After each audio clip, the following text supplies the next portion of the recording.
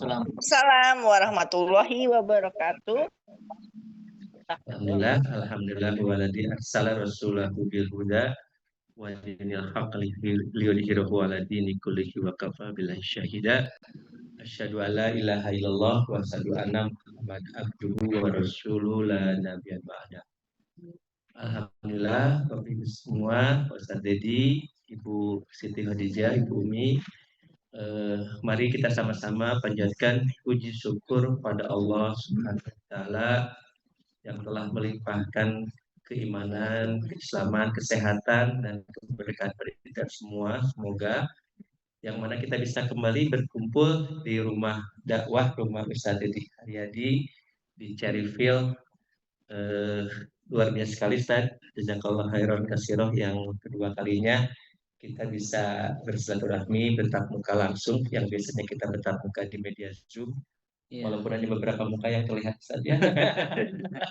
Jadi semuanya alhamdulillah ya, karena keikatan keimanan, keikatan ukhuwah kita tertaut tetap ya. Dan alhamdulillah kita bisa berkumpul langsung di rumah Ustadz ini. Tak lupa kita sampaikan salawat salam kepada junjungan Nabi alam Nabi Muhammad SAW atas berkat risalahnya yang beliau bawa ke dunia ini sampai ke umatnya sampai saat ini, dan semoga kita menjadi umatnya istiqomah dan mendapatkan syafaat dari amin. Bapak Ibu sekalian, mari kita buka kajian pagi ini dengan baca basmalah bersama. Bismillahirrahmanirrahim.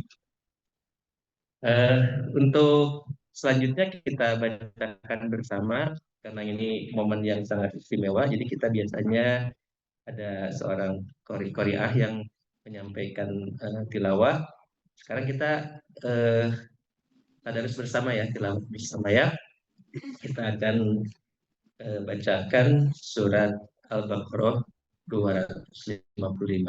Terus apalah terus ya ayat kursi kayak gitu kan ya. Kalau belum hafal innalillahi. Di situ ada ayat kaitan dengan syafaat ya. Baik. Kita tahu bersama. Baik. A'udzu billahi minasyaitonir rajim. Bismillahirrahmanirrahim.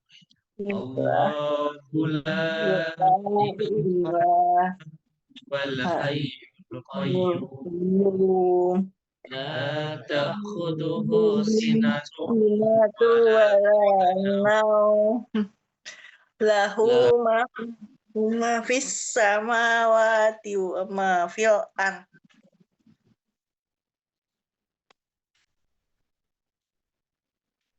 Ismi ya'lamu ma baina aydihim wa ma khalfahum wa la yuhituna syai'in min ilmihi illa bima syaa. Wasi'a kursiyuhu samawati wal ardh wa la ya'uduhu hifdhuhuma wa huwal aliyyul azim. Sadaqallahul azim. Aku berlindung pada Allah dari keadaan yang setan yang terkutuk. Allah tidak ada Tuhan yang berhak disembah melainkan Dia yang hidup kekal lagi terus-menerus mengurusnya. Tidak mengantuk, tidak tidur. Kepunyaannya apa yang ada di langit dan di bumi. Tiada yang dapat memberi syafaat di sisi Allah tanpa izinnya. Allah mengetahui apa-apa yang di hadapan mereka dan di belakang mereka, dan mereka tidak mengetahui apa-apa dari ilmu Allah melainkan apa yang dikehendakinya. Kursi Allah meliputi langit dan bumi, dan Allah tidak merasa berat memelihara keduanya, dan Allah Maha Tinggi lagi Maha Besar. Sadaqallah. Alhamdulillah kita sama-sama membacakan Al-Quran surat Al-Baqarah 255. Semoga ini menambahkan keberkahan untuk kita semua di pagi hari ini. Kita senantiasa diberikan kesehatan, keselamatan, keberkahan, kebahagiaan dan Baik Bapak Ibu sekalian, pagi ini kita akan lanjutkan tema yang masih tertinggal dari tema sebelumnya. Kita akan menyampaikan mengenai masalah syafaat dari Rasulullah. Untuk temanya amal soleh penyebab syafaat. Mungkin untuk selanjutnya dipersilakan Pak Ustaz. Pak Dokter, saya di tengah Siap, ya. siap ya, biar kalian lihat ya.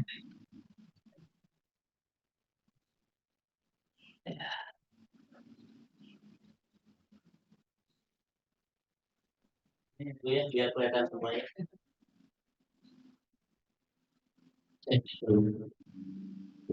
Baik, bismillahirrahmanirrahim. Assalamualaikum warahmatullahi wabarakatuh.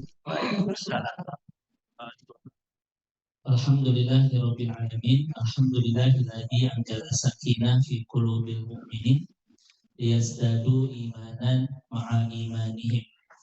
Wa asyhadu an la ilaha illallah wahdahu la syarikalah wa asyhadu anna Muhammadan abduhu wa rasuluh al-mab'utsu rahmatan lil alamin. Allahumma aftah lana qulubana wa alhimna rusdana wahdina ila siratikal mustaqim. Ibu dan Bapak, keluarga besar sahabat surga, lebih khusus yang teramat kita ta'zimi, Allah cintai, Allah muliakan dunia dan akhirat, Bapak Ketua Panglima sahabat surga kita, Pak Dr. Wedi, yang alhamdulillah hadir bersama Ibu Dokter dan Putri. Kita doakan mudah-mudahan keluarga besar Dr. Wedi senantiasa Allah bersamakan penuh kebaikan di dunia, Allah bersamakan penuh kebahagiaan sampai ke surga. Ya, juga Bapak dan Ibu, Bu Dokter, Pak Dokter, Prof, Masya Allah, Bunda Marlina juga hadir semua. Ini kebanggaan bagi saya, Bapak Ibu sekalian. Ini orang-orang hebat mau sudi datang ke gubuk kami. Mudah-mudahan keberkahan para penuntut ilmu menjadi keberkahan buat saya beserta keluarga. Baik.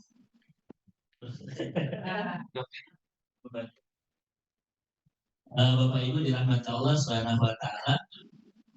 Ini pertemuan kali kedua Pak Dokter ya di kediaman saya yang insya Allah nanti ke depan ini akan menjadi markas dakwah ya Bu ya. Ini masih disekat begini. Ini ikhwan ini akhwat. Gitu ya. Tapi memang kalau kajian Prof ya harus tawajuh ya, semuanya harus kelihatan begitu. Maka surat ke depan insya Allah saya sudah ngobrol sama keluarga juga. Ini mau diberongkan ya, nanti keluarga di lantai 2. Memang itu awal ketika ketika kita bikin kediaman di sini ingin menjadi markas, dulu namanya rumah mengaji ya, rumah mengaji itu. Sekarang mungkin nanti markas dakwah sahabat surga Pak Dokter ya, insya Allah. Maka mohon doa Bapak Ibu sekalian, kebersamaan kita di sahabat surga yang sudah kita bina berapa puluh tahun Pak Dokter? 4 tahun. 40 tahun. 40 tahun ya. Tambahan Allah terus bersamakan kita dalam kebaikan. Setiap pekan kita ada kajian. Ini mudah-mudahan menjadi cara kita mempererat silaturahmi kita, rasa ukhuwah, persaudaraan, bahkan kita ingin menjadi keluarga besar yang dibersamakan sampai ke surga insyaallah. Saya ingin melihat wajah-wajah ahli surga ini kelak bersama-sama kita di surga Firdaus ya. Karena saya sudah regret Bapak Ibu dengan sahabat surga ini. Kenapa? Dan ini wajah-wajah ahli surga semua ya. Insya Allah. Nanti panglimanya Dr. Wedi akan bersama kita nanti di Firdaus ya. Komandan kita insya Allah ya. Kita bersama-sama di surga Firdaus. Dari sekian ratus MT Bapak Ibu ya yang kita mengisi, memang yang paling dekat di hati itu sahabat surga. Tapi saya katakan itu ke semua MT.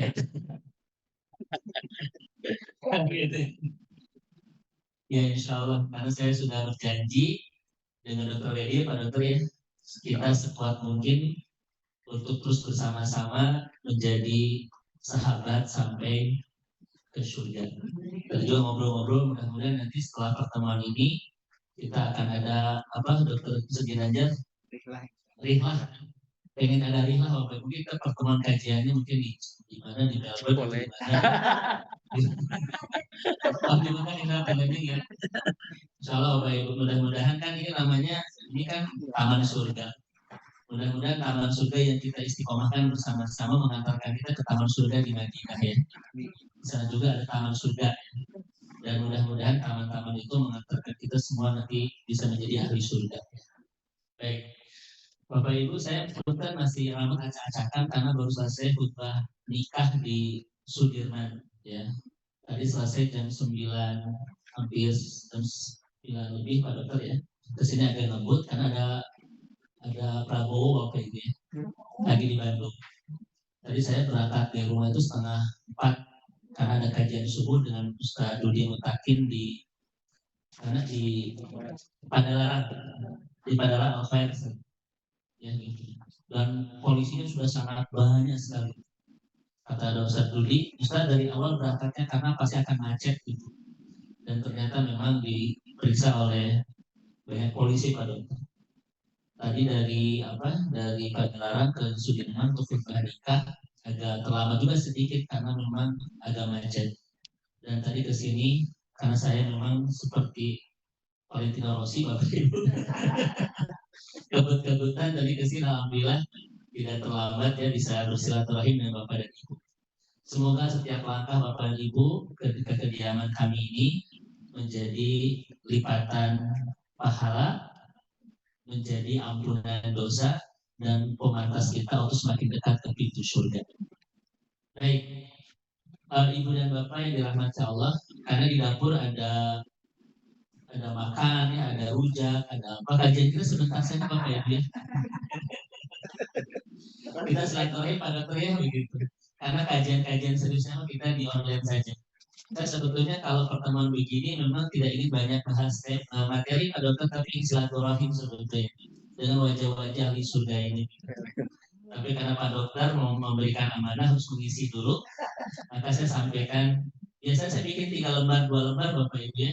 Ini cuma selembar agar memang tidak memakan banyak waktu gitu. Selebihnya kita nanti bisa bergibah dia Bapak Ibu. Nanti bisa ngobrol insya Allah. Sekali lagi jazakumullah khair atas kehadiran Bapak Ibu sudi datang ke kediaman kami. Semoga ini menjadi amal pahala, kebaikan dan pemantas kita semua untuk mendapatkan hasanah di dunia dan hasanah di akhirat. Ya.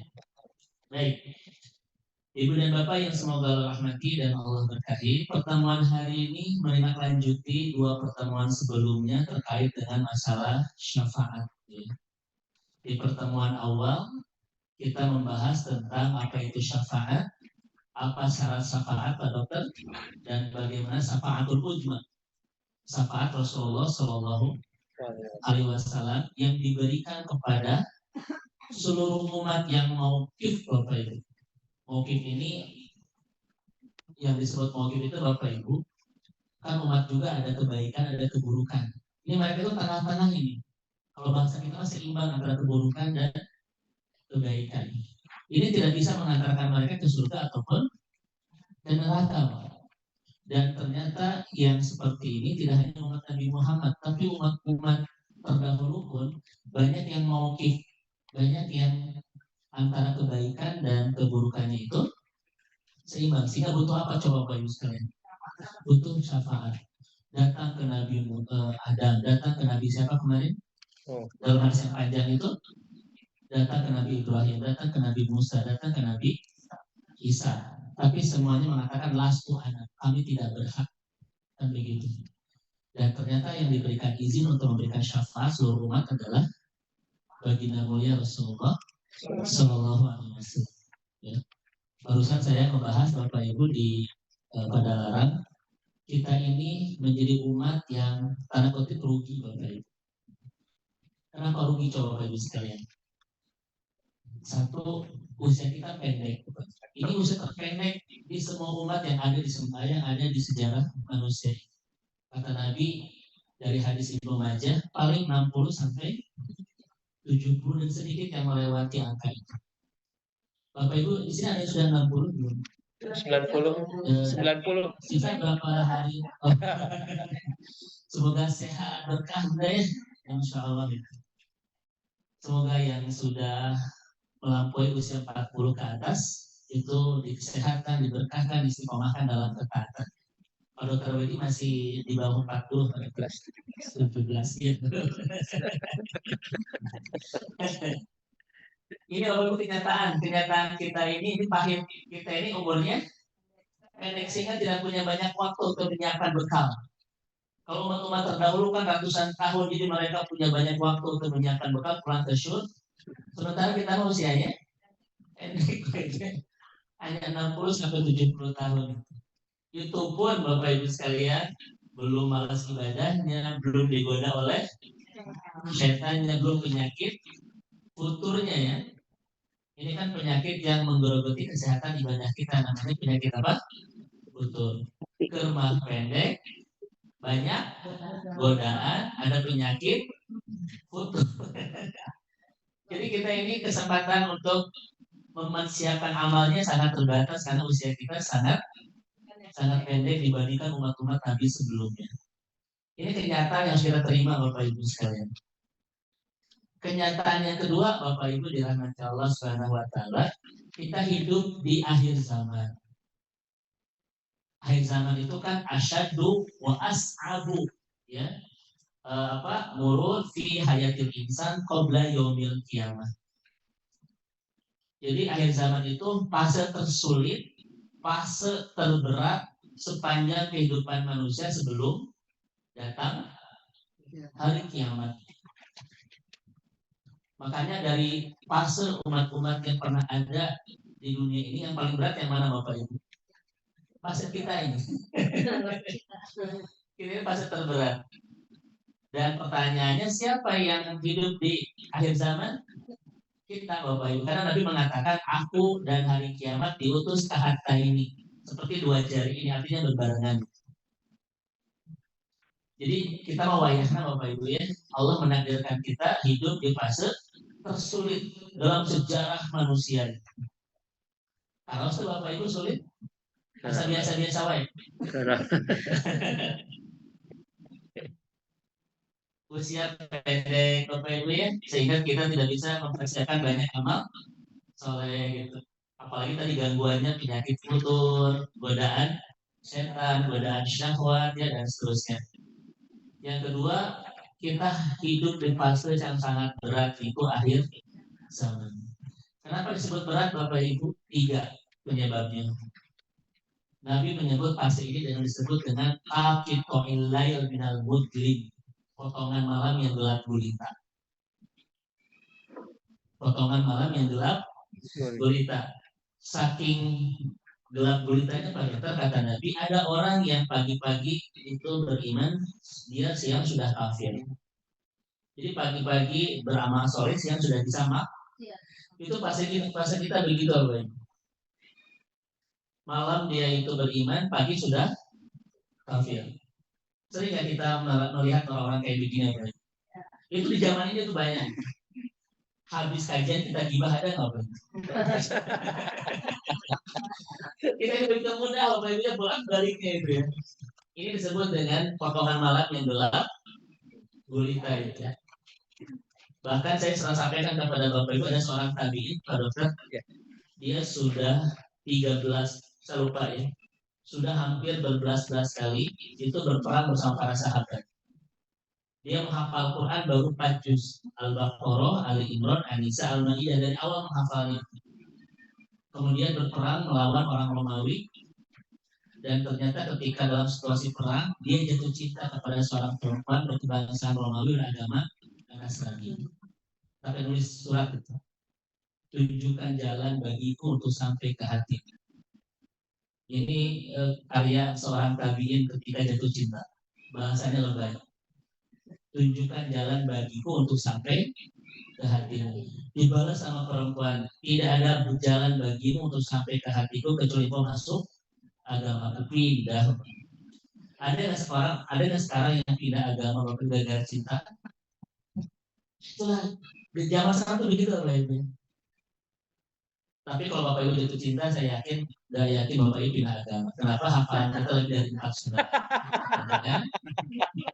Sabiin ini kan kita gara-gara hafal berempat tuh Al-Baqarah, Ali Imran, An-Nisa, Al-Maidah. Bapak Ibu mah aman kalau jatuh cinta lagi ya. Dan hafalan kita lebih dari 4. Satu apa Bu? 2. Ina atoin. Aman betul ya? Aman, coba ini. Nah, silakan jatuh cinta Bapak Ibu. Aman, tidak akan pernah pindah agama. Ya, Bapak Ibu dirahmati Allah ya. Kita melihat orang begitu mudah pindah agama gara-gara urusan cinta itu. Saya pernah cerita juga pada Bapak Ibu, saya punya jamaah yang pernah saya saat membaca sedih karena ngaji bersama kita itu hampir 5 tahun. Pertemuan terakhir sudah buka jilbab dan warna rambutnya dimerahkan, bajunya juga baju merah, celananya bulu jin. Padahal sebelumnya dia sangat terjaga selama 5 tahun kajian. Ketemu di Metro Pak Dokter. Saya habis kajian dengan Ustaz Saiful Islam Mubarak. Ketemu saya juga dengan jamaah, dia juga konsultasi Bapak Ibu. Tapi yang bikin kaget adalah perubahannya itu Bu Dokter. Yang asalnya terjaga sama sekarang segini. Baju apa dengan segitu? Rambutnya Bapak Ibu dimerahin ya, dan sudah hampir 3 tahun tidak sholat. Saya tanya, Ibu kenapa sampai seperti ini? Dia bilang apa? Ustaz, buat apa saya ibadah? Tuh Allah tidak tolong saya. Tuh Allah tidak tolong saya. Buat apa saya ibadah? Tuh Allah tidak. Tuh gara-gara ujian dia bisa pindah begitu itu. Memang akhir zaman itu seperti ini. Dia merasa Allah tidak menolongnya karena dia punya ujian berat soal pasangan, soal cinta, soal pasangan karena dia udah punya anak. Ternyata saya baru tahu perempuan itu memang ujian terberatnya adalah pasangan. Perempuan itu makhluk terkuat di semesta itu. Tapi begitulah pun soal pasangan itu. Makanya air mata perempuan itu betul-betul hanya jatuh untuk bab ini saja terkait masalah pasangan itu. Kalau kita mau Pak Dokter ya kasih kalian jeri, kita bisa air mata kita banyak sebab ya. Perempuan mah kuat menghadapi ujian apapun, tapi lemah menghadapi ujian masalah pasangan itu ya. Mudah-mudahan di hari di sini betul-betul yang sudah berumah tangga Allah bersamakan sampai ke surga. Yang sedang punya masalah segera Allah berikan solusi terbaik. Yang sedang menanti jodoh ada Bapak Ibu? Ada. Yang sedang menanti jodoh siapa? Pak Dita. Ya, mudah-mudahan segera Allah berikan pasangan terbaik. Amin. Tapi nanti catatannya bisa jadi. Kalau bisa kita bikin saksinya ini yang calon wali kota kemarin Asep apa namanya? Yang calon wali kota kemarin yang tidak jadi Asep dari PKS Asep Mulyadi. Kan kemarin yang mau jadi calon wali kota kan ada Farhan, ada Asep. Bukan, itu mah saya dulu gubernur ya. Yang diganti oleh siapa? Dokter lupa. Tapi sama-sama ngaji dulu. Suwandaru ya. Kan dulu ada 2 calon. Enggak Bu. Ibu mana? Sedang bisa boleh sini enggak boleh. Lebih kosong. Aduh, punten Enggak Bu. Nah ini Bapak dan Ibu ya, kenapa disebut dengan apa? Potongan malam yang gelap.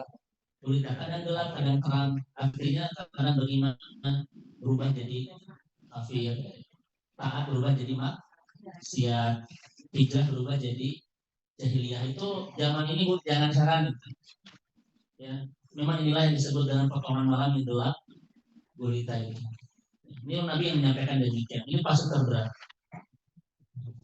Yang kedua, kenapa disebut fase terberat akhir zaman itu, Bapak Ibu sekalian? Karena di sini ada namanya fitan.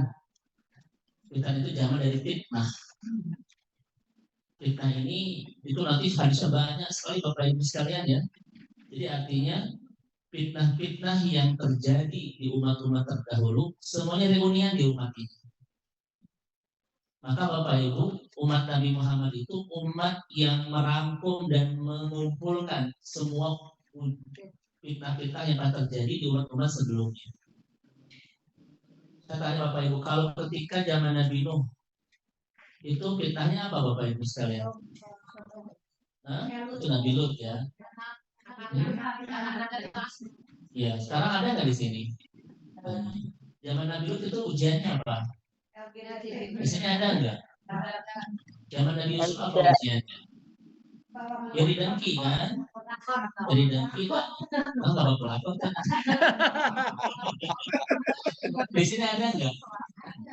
Ini tuh zaman yang mereuni sama kerusakan yang pernah terjadi sejak umat-umat sebelumnya. Ya. Makanya ini berat Bapak Ibu sekalian. Tetapi walaupun berat, kata Nabi, kalau kita berbuat ketaatan seperti para sahabat, itu pahala kita 50 kali lipat hadis Muslim. Ini salah satu kelebihannya Pak Dokter. Kata Nabi, kalau kalian beramal seperti amal kalau mereka beramal seperti amal kalian, para sahabat, mereka mendapatkan khamsina minkum, 50 kali lipat. Jadi kalau sahabat kan satu, kalau kita mendapatkan 50 Bapak Ibu. Pertanyaan saya kepada Bapak Ibu, kenapa beda? Kenapa beda? Kalau kita beramal seperti Abu Hurairah, seperti Abu Bakar, ya, seperti Umar, pahala kita kata Nabi itu khamsina minkum, 50 kali lipat daripada para sahabat. Karena waktu ada Rasulullah. Kenapa bosonnya? Satu itu kan Rasulullah ada keberkahannya itu langsung. Nah, Bapak Ibu, kalau sahabat hidup di akhir zaman tidak? Ya zaman. Kalau kita sama. Yang bedanya apa? Ada Rasulullah. Itu Bapak Ibu. Mereka itu ada Nabi, apapun ke Nabi, punya masalah ke Nabi, punya ini ke Nabi. Sekarang Bapak Ibu ke siapa? Kalau Ustaz, kalau Pak Ustaz, punya masalah fikih Pak Ustaz, tidak punya uang, nanti kita berita berjamaah. Kalau Bapak Ibu punya masalah keuangan, silakan Bapak Ibu ke saya bantu dengan doa. Artinya Bapak Ibu, mereka itu hidup seperti di mata air, jernih sekali, karena ada Nabi. Sekarang kita ini seperti di muara Bapak Ibu. Sudah banyak apa namanya itu? Pak Dokter apa? Sedimen, limbah. Kita sudah banyak limbah Bapak Ibu ya. Bagaimana cara kita menyaring yang bersih dari limbah itu berat tidak? Makanya kalau kita beramal seperti amal sahabat, pahala kita 50 kali lipat. Ya begitu, 50 kali lipat. Kenapa? Karena usaha kita dengan sahabat itu sangat berbeda. Mungkin ibu melihat mereka lebih berat, kita lebih berat loh. Mereka mah dari Nabi loh, Bu. Ya kan? Lagi galau, kan Nabi, Bu ya. Lagi punya masalah rumah tangga, kan Nabi. Semua itu betul-betul punya sandaran itu Rasulullah Shallallahu Alaihi Wasallam. Kita Bapak Ibu sekalian, ke siapa kalau punya banyak masalah? Maka kita wajah-wajah kita kan udah begini Bapak Ibu. Tapi kalau amal kita seperti para sahabat, kita mendapatkan 50 kali lipat. Makanya nanti Bapak Ibu kan kita sudah sampaikan pada Dr. Media. Nabi itu kan pernah nundukan, ya, nundukan, pas bangun langsung senyum. Kata para sahabat, terima dohika ya Rasulullah. Kenapa kau tersenyum? Karena barusan aku dapat wahyu, yaitu Al-Kautsar. Nabi diberikan sebuah telaga, namanya Al-Kautsar, yang nanti semua umatnya akan minum di sana. Makanya kalau di sini Bapak Ibu ada yang nundukan, bangun tersenyum, itu dapat wahyu. Dapat wahyu. Okay. Tapi nanti Pak ketika nanti di telaga, ketika Nabi kok haruma kesini. Tapi oleh Allah banyak yang diusir Bu. Banyak diusir oleh Allah. Apa kata Nabi? Ya Rob, kenapa kau halangi mereka? Mereka umatku. Kan begitu. Kenapa mereka tidak masuk ke dalam telaga Al-Kautsar? Seluas apa telaga Al-Kautsar Bapak Ibu? Pernah kita bahas? Seluas apa? Ini harus kita bahas di kajian Allah. Saya menunjukkan ketika bahasanya Bapak Ibu tahu dengan wahyu. Seluas perjalanan 1 bulan Bapak Ibu ya. Nabi sampaikan di hadis riwayat Imam Muslim. Tapi ada umat-umat Nabi yang tidak boleh masuk ke telaga. Sampai Nabi itu bertanya, ya Allah kenapa mereka tidak masuk ke telaga? Bukankah ini untuk mereka? Apa kata Allah? Apa kata Allah Bapak Ibu? Muhammad, kamu tidak tahu apa yang mereka lakukan sepeninggalmu. Ternyata mereka banyak mengubah syariat, ya. Makanya orang-orang yang melaksanakan bid'ah itu adalah pengubah syariat. Makanya kalau beragama ini, kalau yang mahdoh jangan berkreasi, udah aja copy paste itu. Udah aja nurut Bapak Ibu, jangan banyak melakukan kreasi. Ustaz, saya akan menciptakan kreasi inovasi dalam sholat, boleh nggak Bapak Ibu? Boleh ulang itu kumaha gitu. Sebetulnya mudah kan, tinggal apa, copy paste. Ternyata yang membuat kreasi-kreasi dalam ibadah mahdoh itu disebut dengan badarus syariah, yang betul-betul mengubah syariat. Itulah yang tidak akan masuk ke mana Bapak Ibu? Besar. Maka mudah-mudahan ngaji kita bersama seperti ini betul-betul ikhtiar kita untuk mengcopy paste ya ibadah Rasulullah Shallallahu Alaihi Wasallam. Karena kita tidak boleh berinovasi dan berkreasi dalam masalah ibadah mahdoh. Ya, begitu. Nah ini Bapak Ibu sekalian terkait dengan apa tadi, fitnah ya, fitnah. Di sini semuanya reunian Pak Dokter. Berat, tetapi kalau kita istiqomah dalam ketaatan, pahala kita berapa tadi Bapak Ibu? 50 kali. Nah itu 50 kali lipat. Memang ini tantangan tapi peluang untuk mendapatkan pahala sebanyak banyak. Yang ketiga, kenapa ini jadi berat? Karena ada intisyarat. Akhir zaman itu adanya intisyarat. Apa itu intisyarat? Orang berani memperlihatkan kemaksiatan tanpa rasa malu. Itu namanya intisyarat. Bapak Ibu, kelihatan nggak orang-orang sekarang itu berbuat keburukan tanpa rasa malu? Banyak. Kalau dulu mampu kita tidak akan pernah menemukan itu. Ibu-ibu tahu nggak seorang perempuan yang lost control gara-gara ketampanan seorang laki-laki? Siapa namanya? Bu, siapa namanya Bu? Ya, bukan Julaiha, Julaiho. Pakai Z, pakai I, pakai Ho, Julaiho. Bukan Julaiha. Kalau pakai J, pakai H itu orang Bandung. Julaiha. Orang Sulawesi.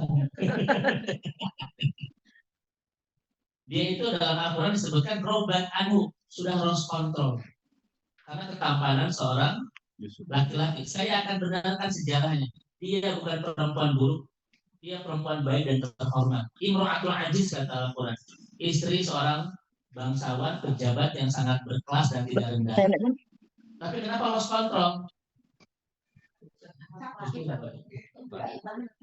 Karena tidak akan pernah ada perempuan yang bisa nahan ketika melihat ketampanan Dr. Wedi. Masya Allah. Tidak akan pernah ada apa yang kuat itu. Sampai-sampai Al-Quran mengatakan perempuan-perempuan itu hasyalillah mahada basyaron in hada ila malakun karim. Kalau bahasa kita, oh my god, ini bukan laki-laki biasa, ini beautiful angel, malaikat yang sangat indah menakjubkan. Maka disebut dengan malakun karim. Laki-laki itu tampan tuh ada dua, ada jamil, ada karim. Kalau jamil apanya standar. Kalau karim ketampanannya ada dari pesona, hipnotis. Suami ibu karim atau jamil?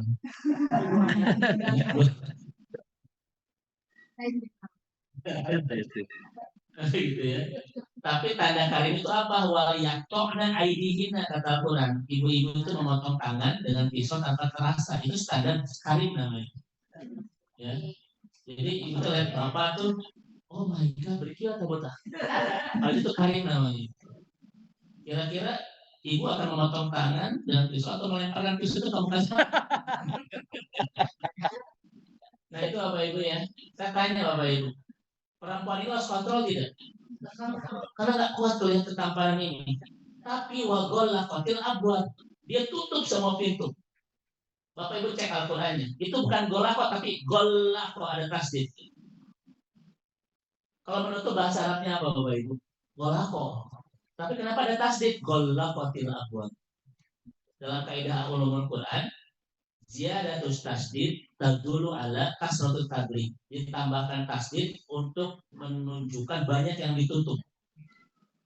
Jadi perempuan ini tidak hanya menutup kamar, menutup satu istana Bapak Ibu. dikosongkan semuanya. Kenapa coba? Kenapa dikosongkan Bapak Ibu? Malu itu. Padahal sedang lost control, robat anu kata Al-Quran. Tapi rasa malunya itu sampai tidak boleh ada yang tahu. Itu mungkin Pak Dokter 1 minggu sudah sterilkan dulu itu. Jadi pembantu dipulang-pulangin gitu ya, dikasih cuti gitu. Suaminya disuruh untuk ke PPJ dulu. Gitu. Dia kosongin gitu ya. Kenapa ada rasa? Sekarang kemaksiatannya ada nggak di sini? Yang bedanya apa? Tidak ada rasa malu. Tidak ada rasa malu. Kita banyak nggak punya rasa malu. Itu namanya intisyarat. Di zaman ini yang kayak begini banyak. Orang kehilangan rasa malu ketika berbuat kebu. Ya. Makanya dulu Bapak Ibu sekalian, siapa itu dulu menteri yang pernah memblokir situs-situs itu kan dipantau sendiri. Itu sampai ratusan ribu gitu situs-situs ya. Ternyata isi-isinya orang-orang yang tidak punya rasa malu gitu. Melakukan kemaksiatan yang sama tapi dikomentasi ya Bu ya. Difilmkan, diabadikan, disimpan di Facebook atau di Facebook. Di laptop pakai tulisan bukti cinta kasih. Karena ada yang begitu. Itu namanya intisyarat. Tidak hanya bab gitu saja, bab pencurian dan sebagainya juga sekarang orang sudah tidak punya rasa malu. Kalau Bapak Ibu melihat orang yang sudah berbuat maksiat tapi masih muncul, Bapak Ibu seperti tidak punya dosa, itu adalah wajar. Ini zamannya. Nah begitu ya. Nah inilah Ibu dan Bapak dirahmati Allah, kenyataan hidup yang harus kita kita lalui ya. Allah menakdirkan kita hidup di akhir zaman. Tapi kalau kita soleh bersama-sama, kebaikan kita 50 kali lipat. Sampai para sahabat yang percaya Pak Dokter, ya Rasulullah al-khamsina minhum. Kata Nabi, khamsina minhum. Kata para sahabat, ya Rasulullah khamsina minhum. Nabi kata Nabi, khamsina minhum. Tapi kata saya Bapak Ibu ya. Tapi sampai terulang 3 kali, ya Rasulullah mungkin 50 di antara mereka. Bukan 50 di antara kalian. Ya Rasulullah, kayaknya 50 di antara mereka, bukan 50 di antara kalian. Jadi amal kebaikan kita itu 50 kali lipat daripada sahabat Nabi. So, tertarik tidak Bapak Ibu sekalian? Nah itu ya. Makanya dalam ketaatan seperti ini ternyata pahala kita sangat spesial. Kenapa? Karena kita hidup di fase yang sangat berat. Nah ini Ibu dan Bapak dirahmati Allah Subhanahu wa Ta'ala ya. Ini sudah kita bahas di pertemuan pertama terkait dengan apa itu syafaat, apa syarat-syarat syafaat dan apa itu syafaatul uzma, syafaat yang hanya diberikan kepada Rasulullah. Di pertemuan kedua kita membahas tentang siapa saja yang bisa memberikan syafaat. Siapa saja Bapak Ibu kemarin? 1 Rasulullah, 2 yang kedua yang meninggal. Ini Meninggalan. Tidak kayak Nabi Muhammad betul. Orang beriman bisa. Bahkan kita bisa mengeluarkan saudara kita di neraka Bapak Ibu. Itu hadisnya sahih dari Rasulullah dari Anas bin Malik riwayat Imam Muslim. Makanya Ibu dan Bapak sekalian, nanti anak kecil yang meninggal di usia balita itu bisa berikan syafaat kepada kedua orang tuanya. Kata Nabi di hadis Abu Daud itu, si anak ini akan menunggu orang tuanya di depan pintu surga, akan menarik baju orang tuanya dan minta sama Allah hatta yaji abawaya. Kami tidak akan ke surga sebelum bawa kedua orang tua. Apa kata Allah? Udkhulu antum wa abawaikum ilal jannati bi fadli rahmat. Masuklah kalian ke surga bawa orang tua kalian berkat rahmatku. Itu syafaat anak kecil yang meninggal di usia ini. Di sini ada yang punya kasus itu apa Ibu? Nah, itu akan membawa orang tuanya insya Allah. Tapi kita jangan berdoa gitu ya Allah ambil anak.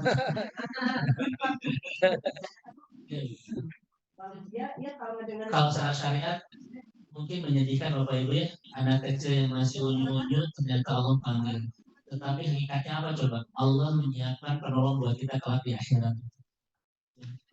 Bahkan kita pun bisa mengangkat saudara kita dari neraka ke surga. dengan catatan selama di dunia kita bersama-sama dalam kebaikan. Maka Bapak Ibu demi Allah di rumah ini saya katakan, Bapak Ibu semuanya kan ketemu di surga. Kalau Bapak Ibu ragu berarti Bapak Ibu meragukan kalimat Nabi. Kan nanti Bapak Ibu yang di surga ini kan kata Ibnu Qayyim tidak sempurna kebahagiaannya kalau belum melihat yang lain. Dan kata Allah, kata Ibnu Qayyim, Allah tidak ridho kalau kebahagiaan kita di surga tidak sempurna. Bagaimana cara menyempurnakan kebahagiaan itu? Bersama kembali dengan orang-orang yang bersama-sama dalam ketaatan di dunia ini. Saya kebayang nanti Dr. Wedi yang menjahit saya di neraka. Dr. Wedi tidak akan pernah tenang di surga sebelum melihat yang lain, terutama saya, karena kita bersama-sama. Itu dari Rasulullah. Wa yaquluna rabbana yusalluna ma'ana wa yusumuna wa yahajjuna. Ya Allah, mana ibu ini, mana bapak ini, mana ibu ini, mana bapak ini. Kami tidak menemukan mereka di surga. Padahal ketika di dunia kami taat bersama-sama. Apa kata Allah? Akhriju man araftum wadkhulul ilal jannah. Keluarkan orang yang kau cari itu dan masukkan ke dalam surga. Ada yang sudah segini ibu, ada yang sudah segini disaudarakan, ada yang sudah segini. Ketika Bapak Ibu putus asa dalam penderitaan di neraka, tiba-tiba ada yang menjahit kita, bagaimana perasaannya? Bapak Ibu, itulah penolong Bapak Ibu ya. Makanya Ibu dan Bapak sekalian coba angkat tangan, siapa yang merasa yakin akan ke surga? Yakin Bapak Ibu? Yakin akan ke surga. Kalau yakin, nggak usah bersama-sama dalam ketaatan bersama orang soleh, karena kita sudah tidak butuh bantuan. Misalnya saya yakin kenapa saya tahajud sehari 5 kali. Ada Bapak Ibu sekalian?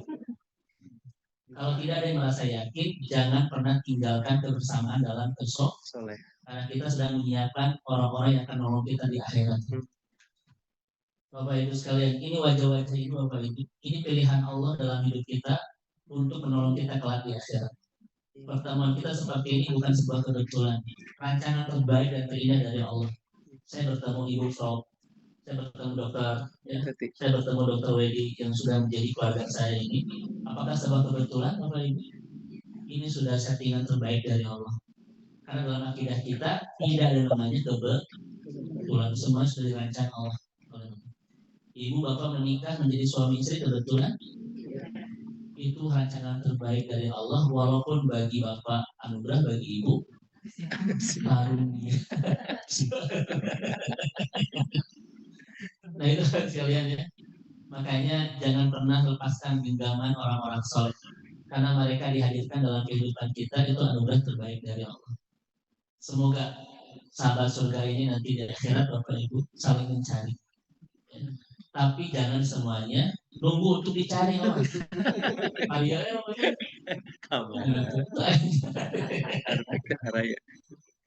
Saya yakin Dokter Dela akan cari saya. Saya yakin itu. Kenapa? Nabi tidak akan pernah berdusta dengan sabdanya. Kebersamaan di dalam kesolehan di dunia akan melahirkan pencarian untuk saling menyelamatkan di akhirat. Itu Bapak Ibu sekalian ya. Saya ulang-ulang begini. Kenapa Bapak Ibu? Karena saya teringat pesan dari Hasan Al-Basri. Istaksiru min asdiqa'il mu'minin fa inna lahum syafi'un li yaumil qiyamah. Coba dibantu berarti.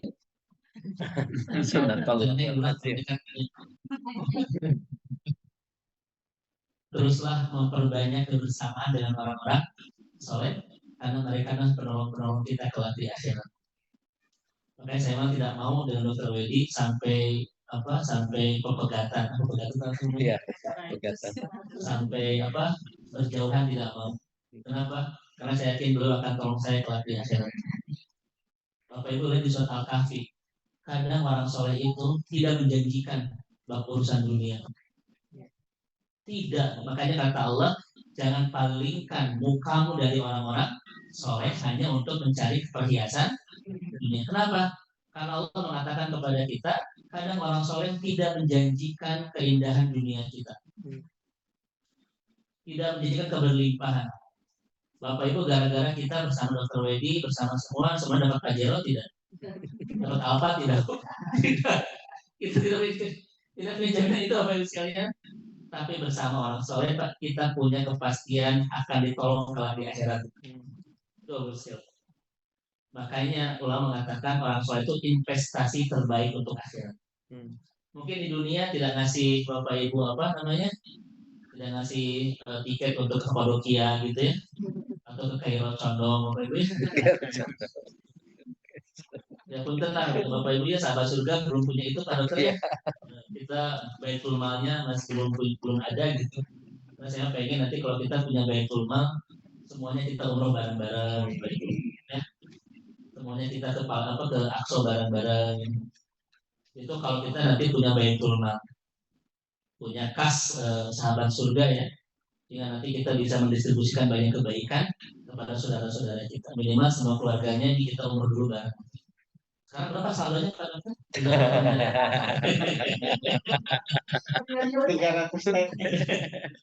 Kalau Bapak Ibu punya inisiatif, kita punya baitul mal, ayo kita bikin Bapak Ibu. Nanti kita ciptakan banyak kebaikan-kebaikan pada kalian. Kita sumbang buat pesantren tahfidz ya. Kemudian juga kita nanti bisa banyak membangun proyek-proyek kebaikan kalau kita punya baitul mal. Dan sekarang kalau saya lihat kas di baitul mal kita itu 0% harus kita belum punya baik sekali ya begitu. Kalau ada inisiatif untuk punya Bapak Ibu itu lebih bagus. Silakan Bapak Ibu yang kelola semuanya dan dakwah untuk kemaslahatan umat ya begitu. Kenapa saya sampaikan begini? Kalau kita lihat konsep manhaj dakwah Nabi selalu punya penyangga masalah ekonomi pada untuk menguatkan sektor dakwah. Dulu saya pernah sampaikan kepada dokter, dari kata Pak Dokter masih cekap Ustaz. Tetapi ini bukan sekedar bab itu, ini betul-betul konsep dakwah Nabi. Harus ada penguatan sektor ekonomi. Saya tanya kepada Bapak Ibu ketika Nabi hijrah dari Mekah ke Madinah bangun apa coba di sana? Masjid, terus apa lagi? 3. Ini 3 ini Bapak Ibu mutlak. 1 Nabi bangun masjid sebagai spiritual. Yang kedua al-ikhok, mempersaudarakan muhajirin dan ansor. Maka mudah-mudahan sahabat surga ini mempersaudarakan kita semua. Yang ketiga adalah membangun pasar Bapak Ibu sekalian. Nabi menyuruh Abdurrahman bin Auf, Utsman bin Affan untuk membebaskan pasar Madinah dari cengkraman orang-orang Yahudi Bapak ya. Yang ketika itu mencengkram penduduk Madinah dengan sistem ekonomi riba ketika itu. Karena dakwah itu akan lumpuh ketika sektor ekonominya tidak kuat ya begitu. Ini betul Pak Dokter hanya diwacanakan.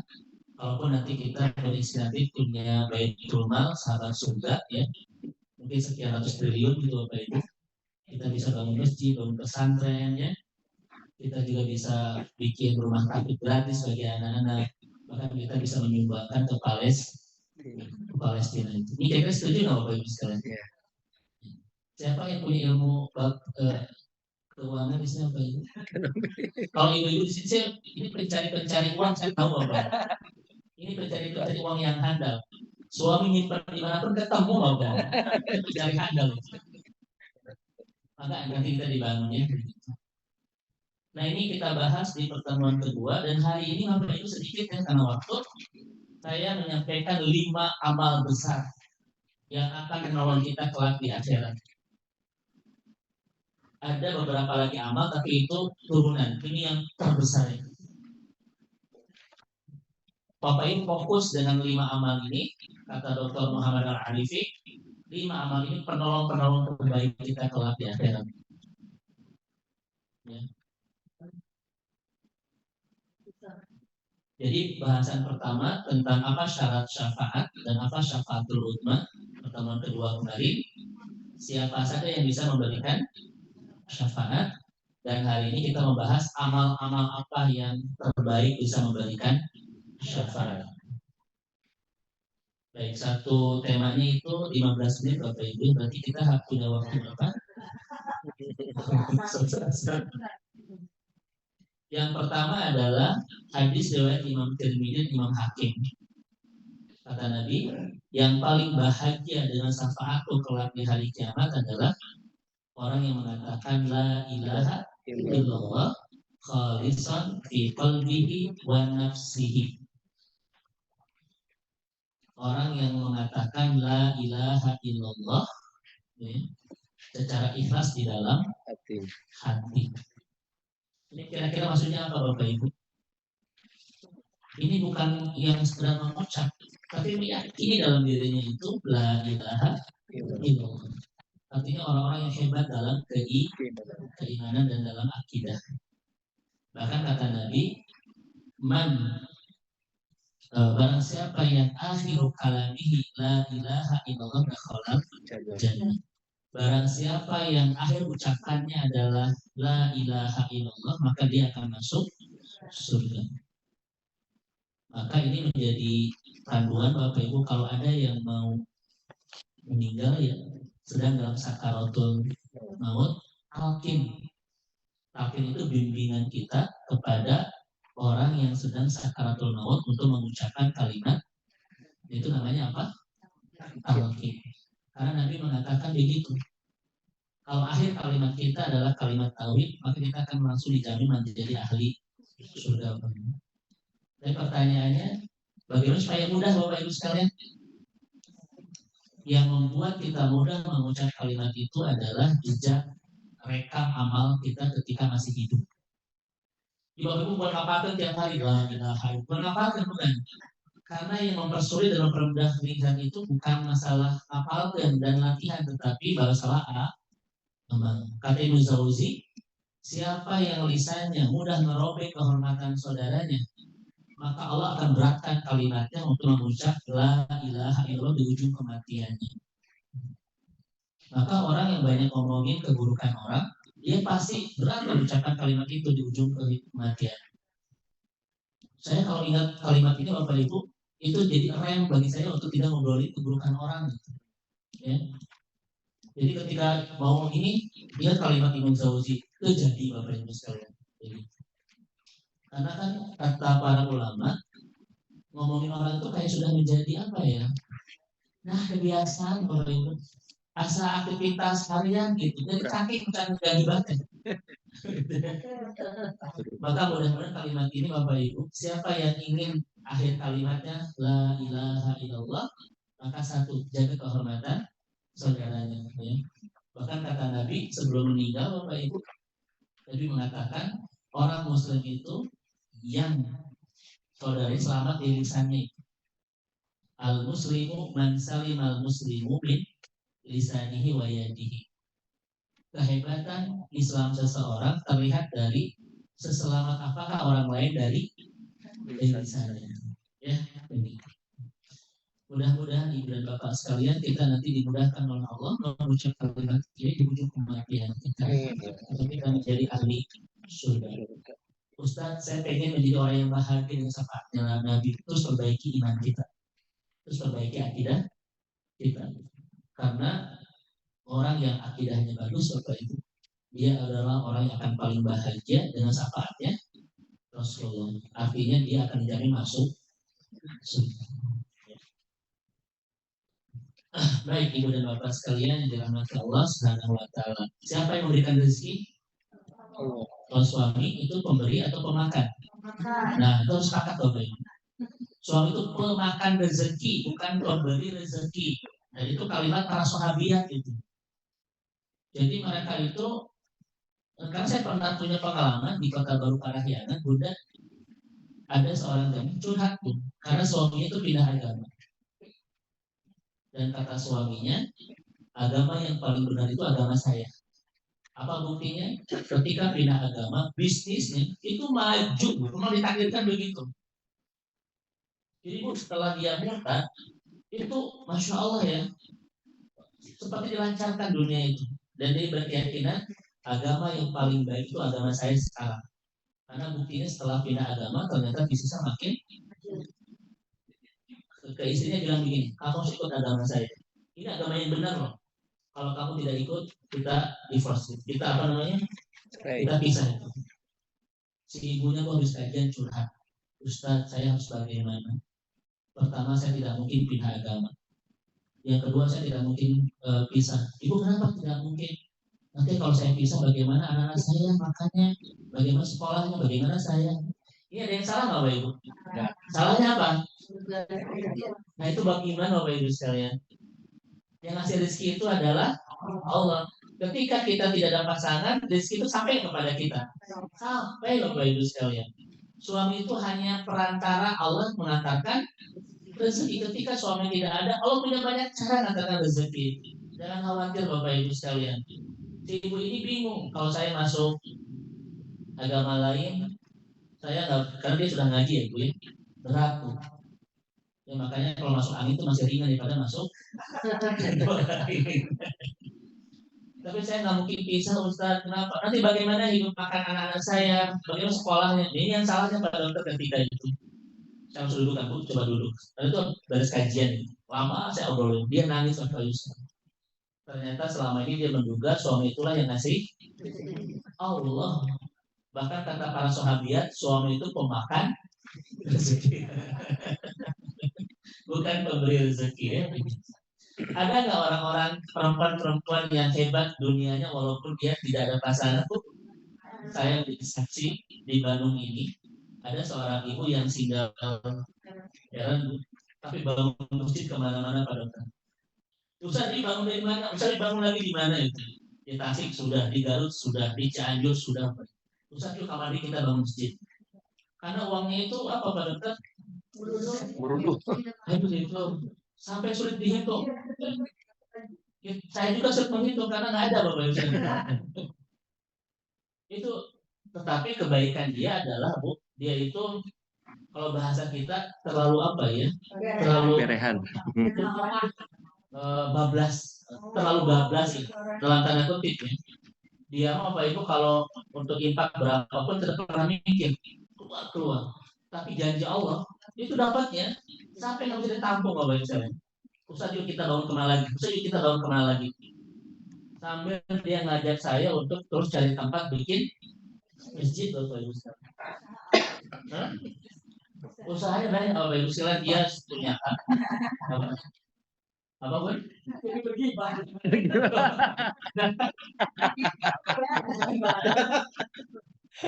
baru saja ngomong gitu Prof ya. Tapi itu jadi santai ya begitu. Contoh Bapak Ibu sekalian, luar biasa itu ya. Saya dapat ilmu dari beliau adalah ketika kita tidak berpikir untuk memberikan kepada Allah, Allah pun akan mudah untuk memberikan kepada kita. Itu luar biasa ya. Kemudian dia mengumrohkan setahun itu karyawannya 4 kali balikan, pada begitu ya. Luar biasa. Oke, itu Bapak Ibu yang pertama ya. Perbaiki akidah ya. Tidak ada tempat bergantung, tidak tempat bersandar, tidak tempat meminta, tidak tempat menyembah, tidak tempat berharap kecuali perbaiki ini Bapak Ibu, itulah orang yang akan paling bahagia kelak di hari kiamat ya. Itu masalah akidah. Yang kedua adalah pada waktu yaitu membaca Al-Quran. Hadis riwayat Imam Muslim. An Abi Umamah qala sami'tu Rasulullah iqra'ul Quran fa innahu ya'ti yaumil qiyamah syafi'an li ashabihi. Bacalah Al-Quran karena pada hari kiamat dia akan menjadi syafaat bagi ashab. Siapa ashab itu Bapak Ibu? Yang membacanya, yang memahaminya, dan yang mengamalkan itu namanya ashab. Saya tanya kepada Bapak Ibu sekalian, kalau hidup kita saat ini bersama Al-Quran, jelas nggak masa depan kita? Jelas kemana? Kenapa jelas Bapak Ibu? Kenapa jelas? Satu, Allah itu ingin membawa kita ke surga. Al-Baqarah 221. Itu kan? Bagaimana cara Allah mengantarkan kita ke surga? Allah turunkan panduannya. Jadi Al-Quran itu Bu, apa namanya, Pak Dokter, kalau kita punya mobil suka ada panduan apa namanya itu? Buku manual ya. Al-Quran itu Bapak Ibu buku manual yang Allah berikan kita untuk bisa sampai ke surga. Ya. Itu tuh adalah Al-Quran. Jadi kalau hidup kita sudah bersama Al-Quran, kira-kira jelas masa depan kita. Itu Ibu. Jadi bersama Al-Quran cara terbaik memperjelas masa depan itu. Karena ini tuh adalah buku manual book yang Allah turunkan untuk mengantarkan kita sampai ke keinginan Allah, yaitu ke surga Allah bisa. Jadi cara memperjelas masa depan kita adalah mulai hidup bersama Al-Quran. Yang kedua, kalau kita hidup tidak bersama Al-Quran, jelas nggak masa depan kita? Jelas, tapi kemana? Tidak ke surga. Jelas dua-duanya itu. Pertanyaan saya kepada Bapak Ibu, sudah berapa persen kita hidup bersama Al-Quran?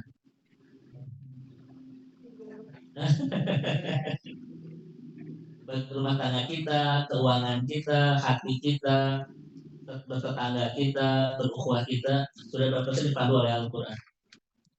Karena itu akan memperlihatkan persentase kejelasan kita soal masa depan. Ya. Maka Bapak Ibu sekalian, hari ini kita tidak butuh pembantu, penolong. Tapi di akhirat Pak Dokter, yang kita sangat perlukan adalah penolong. Contoh Bapak Ibu, kita ini menebus dosa kita kelak di akhirat dengan emas segede bumi tidak akan pernah bisa menolong. Tapi Al-Quran yang harganya berapa sekarang Pak Dokter? Al-Quran itu menolong kita. Emas segede bumi nggak bisa nolong itu nanti di sana. Tetapi Al-Quran itu akan syafi'an ashabihi Bapak Ibu. Begitu. Maka saya suka begitu Bapak Ibu, inilah penolong kita nanti di akhirat. Itu akan memotivasi kita untuk membangun kemesraan dengan Al-Quran. Dan persahabatan kita seperti ini, Bro, kata Al-Quran, itu lebih indah daripada dunia dengan segala isinya. Kenapa? Karena Bapak Ibu ingin menebus dosa dan emas dari bumi, di sana tidak akan bisa. Tapi persaudaraan akan bisa menolong kita untuk sama-sama di surga. Makanya wajar nih lebih indah daripada dunia kita. Masya Allah ya. Makanya sesibuk apapun Bapak dan Ibu dengan dunia kerjanya, semoga kita tetap bisa terus membangun persaudaraan di sahabat surga ini. Sudah segitu Bapak Ibu ya karena waktu. Yang ketiga adalah memperbanyak sujud Bapak Ibu. Ini mah hanya poin-poin saja. Satu, bersama Al-Quran. Dua, perbaiki akidah kita. Ya. Jangan sampai masih terjebak dengan tradisi-tradisi kejahiliahan. Ada kupu-kupu tandanya ada kamu. Ada ucuy tandanya ada Ambilnya masih yakin. Nah itu harus sudah mulai dihilangkan ya. Yang ketiga, memperbanyak sujud. Ini hadisnya banyak ya. Jadi memperbaiki sholat Bapak Ibu sekalian. Di sini kan Nabi berngobrol dengan seorang pembantu yang di hadis Ibnu Ahmad. Yang Nabi mengatakan kepada pembantu ini, Allah kahajah, kamu punya kebutuhan tidak? Kata dia, kebutuhan saya adalah antas fa'ali yaumil qiyamah. Engkau memberikan aku syafaat di hari kiamat. Dan kata Nabi, fa'inni bika seperti sujud. Maka bantulah permintaan Anda itu dengan memperbanyak sujud. Itu apa Ibu sekalian. Bahkan Nabi itu punya pembantu, namanya siapa pembantu Nabi? Bapak Ibu. Kalau pembantu Aisyah namanya Bariroh. Pembantu Nabi siapa namanya? Bapak Ibu siapa? Namanya adalah Bapak Ibu sekalian. Bukan. Oh, saya jadi lupa ya. Bukan. Oh, saya jadi lupa Pak Dokter. Coba dibantu aja di bahasa Pak. Ayo. Kita cari. Nggak bisa lupa ya. Pembantu Nabi itu usianya masih muda. Bapak Ibu sekalian. Dia seorang anak kecil. Bas. Bukan. Ya, Bas. Kalau sama itu kalau Zaid itu anak angkat ya. Itu anak angkat Nabi. Pembantu Nabi itu namanya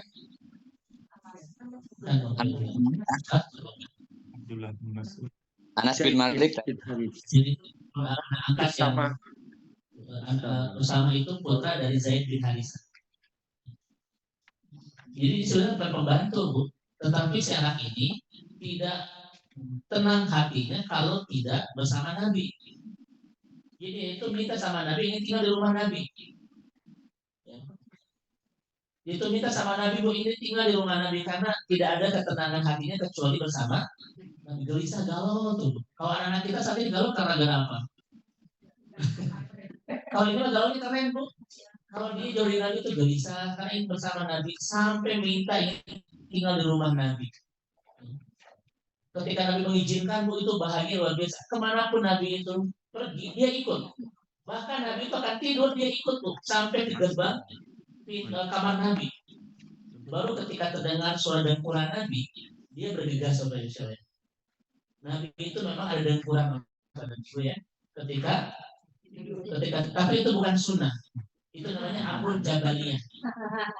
Namanya amrun jabaliyah itu adalah kebiasaan Nabi yang tidak usah diikuti, namanya amrun jabaliyah.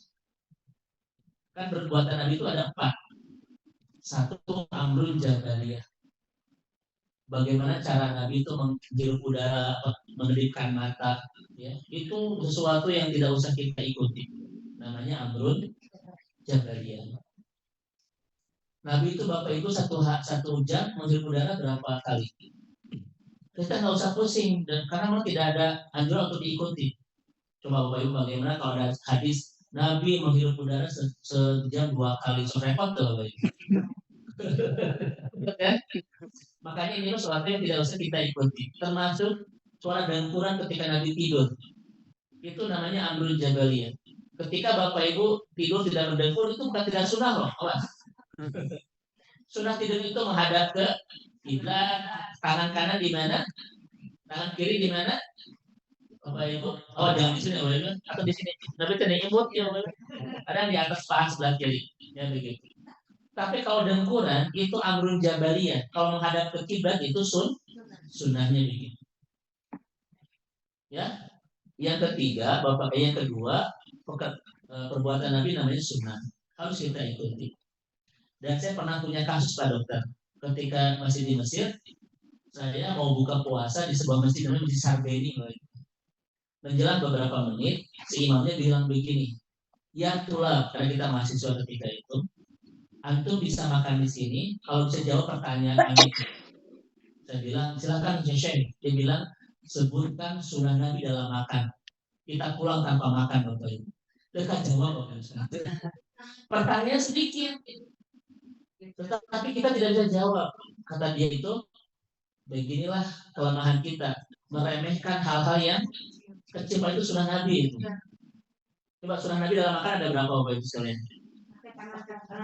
Itu ada 18 loh. Pakai tangan kanan, jabul tangan kiri 2, terus apa lagi? Itu hadis bukan? Itu kan tidak, itu diragukan kan di situ kan, tidak ada kajian seperti itu ya. Tapi kalau mengambil yang terdekat, ternyata itu sunnah Nabi. Saya pulang Pak Dokter ke rumah tanpa makan itu. Dekat jawab. Yang ketiga adalah wajib kita ikuti. Bagaimana cara Nabi sholat, bagaimana cara Nabi saum, itu harus kita ikuti. Dan terakhir haram kita ikuti. Ada loh perbuatan Nabi yang tidak boleh kita ikuti. 1, sholat malam. Kita tidak boleh ikut kalau kita meyakini itu wajib. Karena bagi Nabi wajib, kita tidak boleh mewajibkan. Yang kedua, saum wisol. Saum yang disambung. Kan Nabi itu pun kebiasaan saum wisol namanya, saum menyambung. Dari subuh ke maghrib sambung lagi begitu. Itu namanya wisol. Kita diharamkan. Kemudian yang terakhir adalah menikah lebih dari 4. Itu nggak boleh Bapak Ibu sekalian. Ya. Ada seorang sahabat itu isinya 16 Pak Dokter. Ya Rasulullah, saya punya istri itu 16. Karena dia menikah sebelum masuk Islam. Karena zaman bangsa waktu itu Bapak Ibu di tradisi Arab itu semakin banyak istri semakin terhormat kedudukannya itu. Ya Rasulullah, saya ini ada banyak. Kata Nabi, fa'amsiku arba. Maka jaga yang 4, sisanya talak dengan baik. Maka tidak boleh umat Nabi Muhammad itu menikah lebih dari 4 kan begitu ya. Itu namanya perbuatan Nabi yang tidak boleh kita ikuti. Nabi itu kalau pergi naik apa? Unta. Itu amrun jabaliyah. Bapak Ibu nggak usah naik unta. Sekarang ada unta-unta yang keren-keren itu ya, unta kereta, unta Pajero itu ya. Kuda itu namanya amrun jabaliyah. Unta Nabi itu unta termahal loh, namanya Qaswa. Nabi itu untanya terbaik. Makanya kata Nabi, min sa'adatil mar'i al-marhabul hani. Salah satu penunjang kebahagiaan punya kendaraan yang nyaman.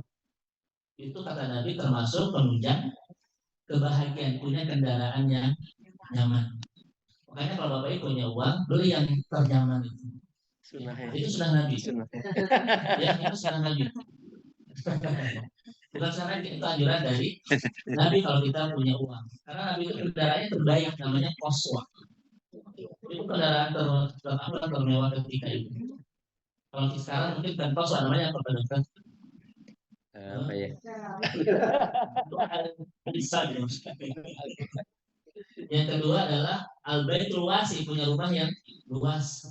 Itu pun sumber penunjang kebahagiaan. Maka kalau kita punya rezeki, Pak, bangun rumah itu yang luas. Kenapa luas? Untuk melapangkan hati.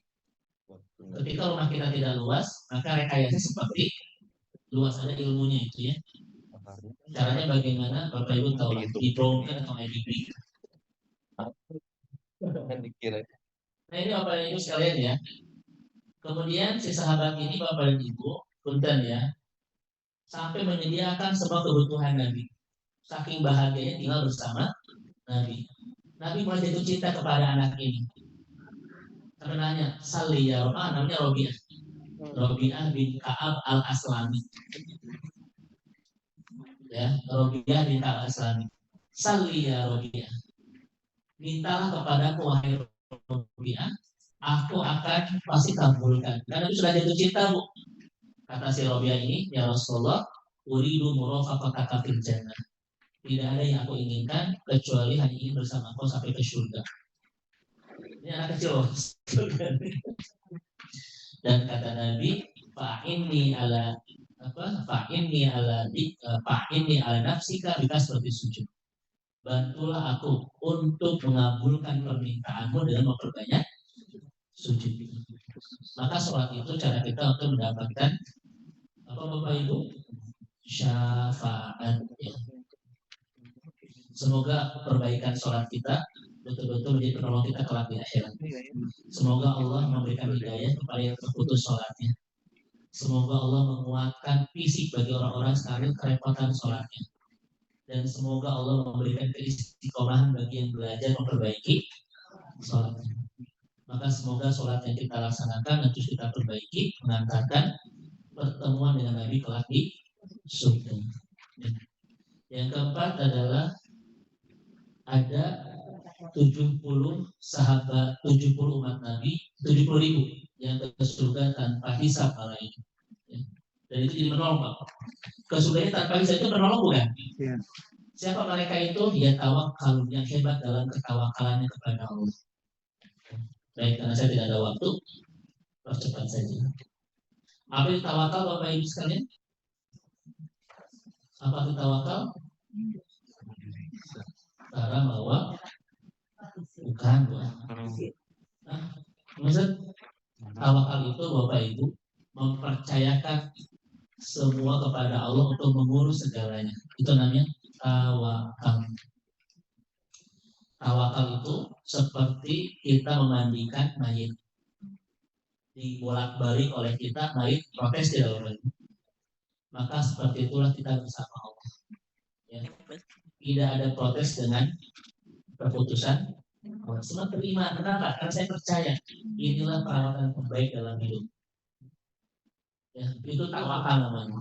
Karena banyak yang Bapak Ibu protes kan? Banyak yang sudah terima Bapak Ibu. Itu berarti ketawakalannya itu masih belum indah. Kenapa saya begini? Kenapa saya begitu? Kalau banyak bertanya kepada Allah berarti dia belum sebenarnya percaya dengan keputusan Allah.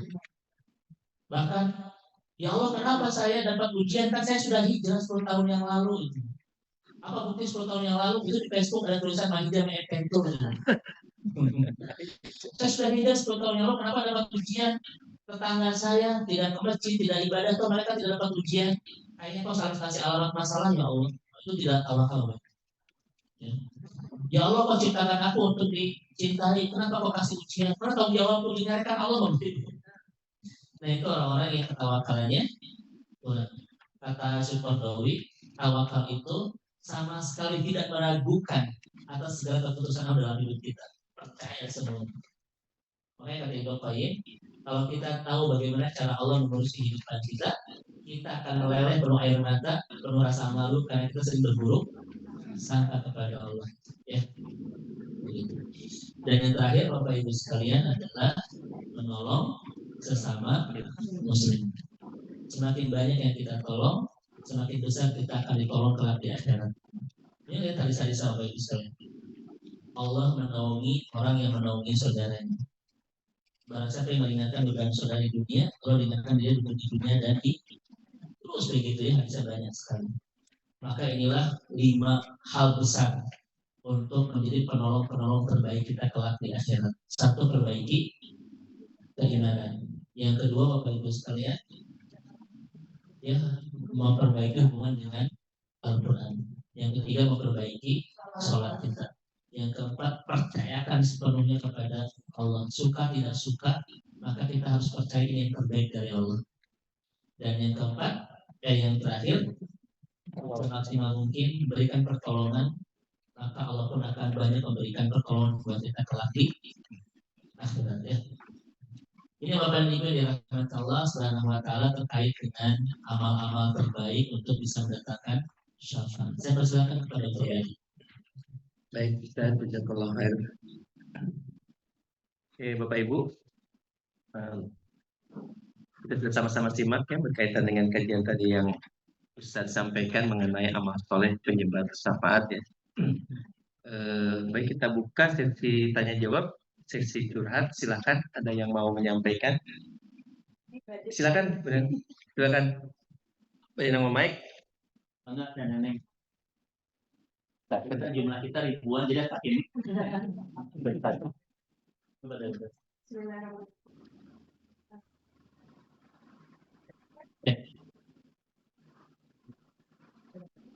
Kalau saya bisa, ada tidak bisa itu tergantung amal sih. Bismillahirrahmanirrahim. Jazakumullah khairan Ustaz. Pembekalannya lagi ya. Terus dan terus. Dan hari ini cuma hanya poin-poin Bapak Ibu yang dikasih karena waktu. Kalau ini ingin ini aja, ingin apa lebih dijelaskan lagi mengenai yang tadi untuk anak yang meninggal di usia dini. Nah itu jatuh ke keponakan kemarin meninggal baru seminggu, pas akikah udah langsung meninggal. Nah itu udah dikuatkan juga ke ponakan gitu ya, harus yakin, harus ikhlas, ini adalah ketentuan dari Allah dan pasti insya Allah yang terbaik. Nah itu bagaimana supaya yang paling Ustaz jelaskan bahwa itu Masya Allah, kalau tahu orang tuanya itu Masya Allah bahagia banget Ustaz gitu. Bahkan kata ulama gitu. Kalau mereka tahu seindah apa musibah ini, banyak yang iri itu. Tapi tidak boleh berdoa ya. Ya Allah. Nah itu bagaimana Ustaz supaya si orang itu bisa diajak sama Tuhan itu untuk apa dalam ketaatannya itu bagaimana kalau yang tidak itu penjelasannya. Jazakumullah khair. Baik, jazakallahu khair Teh Neneng, alhamdulillah. Kalau kita melihat ini musibah besar, banyak yang tidak siap orang tua dengan musibah seperti ini kan. Betul, sampai sekarang Ibu tahu yang anaknya keseret motor yang meninggal 100 meter itu, sampai sekarang sulit makan ya, setiap hari ke pemakaman gitu.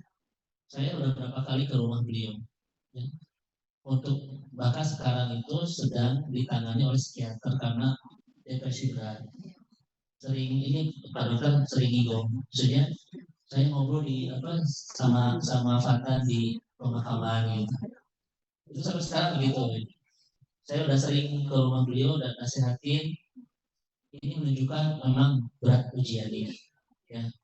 Dan sampai-sampai Nabi itu jatuh air mata gara-gara kematian Ibrahim kan. Nabi itu duduk di dekat pemakaman Ibrahim, Pak Dokter.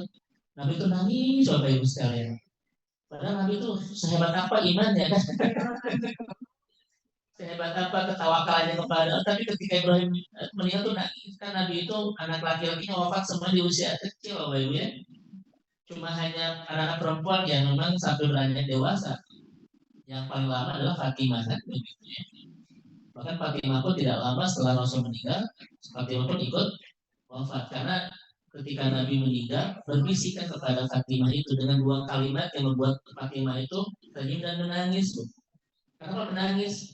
Karena kata Rasulullah, inilah waktuku untuk berpisah dengan. Dan kenapa dia tersenyum?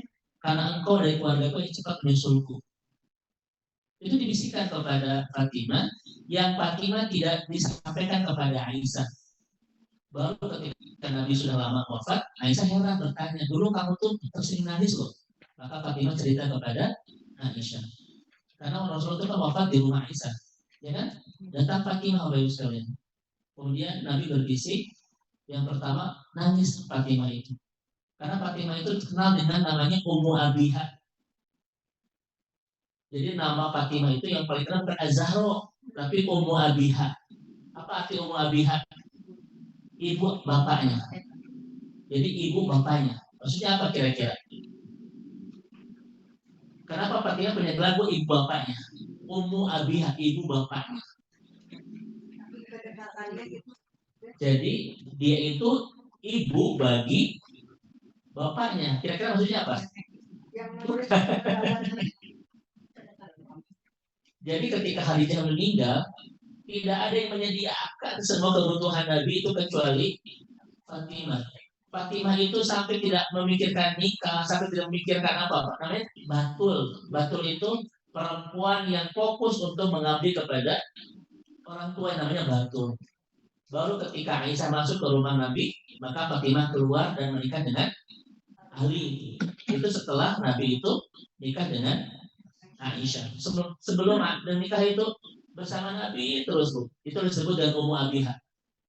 Dia itu anak dari peran seperti istri yang menyediakan semua kebutuhan Nabi Bapak Ibu sekalian. Bahkan ketika Nabi itu sujud Bapak Ibu dikasih tumpukan kotoran unta oleh Utbah bin Ubay bin Khalaf. Sampai Nabi pada waktu tidak bisa bangkit. Oleh Fatimah itu Bapak Ibu diangkat sampai nangis Bapak Ibu. Bahkan ketika Khadijah wafat, itu orang-orang Quraisy semakin berani ngawurkan hasil ke wajah Nabi Bapak Ibu. Nah, dikit lah, misalnya Nabi ada Bu, amin, digituin. Mereka makin leluasa untuk nyakitin Nabi setelah Khadijah dan Abu Thalib meninggal. Kebayang nggak Fatimah itu membersihkan wajah Rasul yang penuh debu. Amin nangis itu ya. Itu Fatimah, namanya Ummu Abiha. Betapa besar cintanya kepada Rasulullah sampai peran beliau itu seperti istri bagi suami. Dan dia lepaskan masa remajanya, masa mudanya. Kalau yang lain kan mungkin itu tadi Bapak Ibu ya. Dan dia tidak masuk ke kelompok PKK perempuan kan itu dia. Kan ingin fokus merawat bapaknya. Baru setelah menikah sama Aisyah, Fatimah itu keluar. Itulah nama Ummu Abiha. Ya. Siapa gelar Aisyah Bu? Ummu Aisyah, Ummu Abdillah, ya. Itu nanti ada sejarahnya. Baik, kita kembali ke siapa tadi? Ke Rasulullah. Kemudian Rasul itu nangis gitu ya, ketika Ibrahim itu wafat. Apakah tangisan Nabi itu bentuk ketidakridhoan? Bukan, itu mah insting ya Pak Dokter ya, manusiawi bahasanya begitu. Dan ternyata memang berat. Tapi Neneng, kalau orang untuk memahami bagaimana skenario Allah ketika mewafatkan anak kita, itu cara Allah menyiapkan kita penolong kelak di akhirat. Karena dalam 3 hadis riwayat Abu Daud dan At-Tirmidzi, anak kita tuh dia akan ada di gerbang pintu surga kalau baik. Nunggu orang tuanya. Ketika orang tuanya datang, dia berlari, dipegang. Kata Nabi itu ujung ini, apa itu ujungnya apa? Dia tidak akan pernah lepaskan ujung itu. Kata Allah itu, kamu harus ke surga. Karena anak yang meninggal itu pasti ke surga kan? Dia bilang, hatta yaji abawaya. Saya tidak mau ke surga sebelum bangun kedua orang tua saya. Ini nggak dilepas. Nanti saya sampai begini mempraktekannya itu. Kata Allah itu, masuklah kamu ke surga, bawa orang tuamu berkat rahmat itu. Jadi kita sedang menyiapkan yang akan mengenyang. Apa mengenyang itu apa? Betul. Itu tidak akan dilepaskan tuh, sampai membawa orang tuanya ke surga. Coba. Ketika anak-anak yang lain belum tentu mendapat jaminan surga, anak-anak yang sudah meninggal duluan sudah pasti menolong kelak di surga itu. Makanya kalau orang paham ini, dia akan cemburu dan akan iri itu, ya kan? Kalau paham skenario Allah dengan kewafatan anak-anak kita di masa kecil, tapi jangan berdoa, ya Allah wafatkan anakku, jangan. Tapi ketika dapat musibah itu cara Allah, Bapak Ibu sekalian. Ya, cara Allah menyiapkan penolong-penolong kita di surga. Karena dari banyak yang diberikan izin untuk menolong kita mendapat syafaat, ternyata anak-anak, Bapak Ibu. Maka Bapak Ibu sekalian, anak itu investasi terbaik akhirat kita kan ya. Terutama yang tadi itu, Masya Allah. Mudah-mudahan Ibu dan Bapak sekalian, anak-anak kita penolong-penolong terbaik kita kelak di akhiratnya. Terutama yang meninggal itu sudah pasti ke surga, sudah pasti membedol kata Ustaz bin Najam. Bagi orang tuanya itu sama-sama di surga seperti itu. Kondisi orang tua ya, Ustaz. Apapun kondisi orang tua. Ketika orang tuanya sabar, ketika musibah itu syarat sabar. Sabar itu adalah cara terbaik orang tua untuk layak dibedol. Allah dibedol. Dia sabar ya dengan musibah itu. Seperti itu tanya ya. Wallahu a'lam. Baik, terima kasih Ustaz. Bapak Ibu sekalian, ini momen yang sangat spesial ya sudah Baru tuh jadi kesini. itu kan kamera. Ya momen yang sangat spesial di mana kita bisa bersilaturahim di rumah Ustaz Dedi. Informasi aja pun Bapak Ibu, saya kedatangan guru-guru saya. Iya, Ya, Masya Allah. ini supaya Bapak Ibu semua